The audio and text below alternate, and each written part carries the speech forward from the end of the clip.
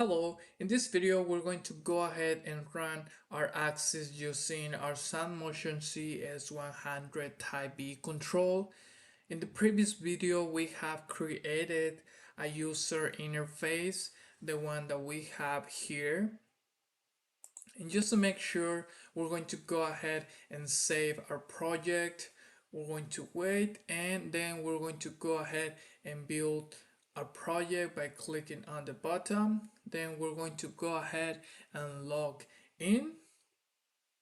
And then we need to check that all of these green circles have been in the device tree checked, otherwise we will have an error. Right here I do have my drive state and drive control. You're gonna see how my current position and current velocity are moving because I am basically moving the shaft of my motor by hand.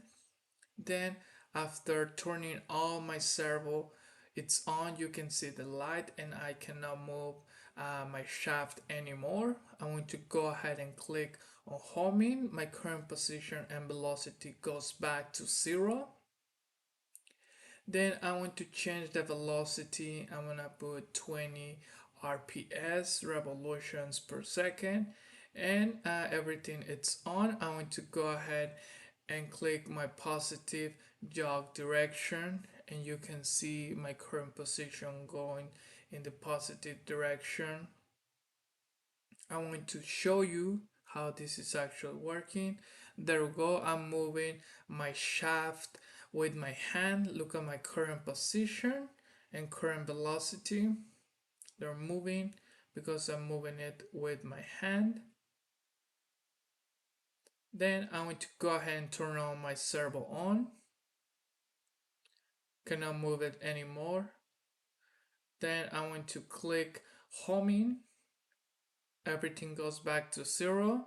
I'm going to change my velocity to 15 RPS, revolutions per second, and I want to test it.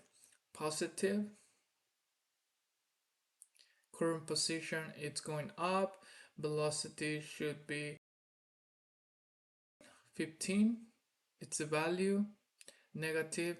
This is so cool. I liked it because we're able to include this user interface using our SANMOTION C software. We stop, we logged out, and this is how you can control access by implementing a user interface.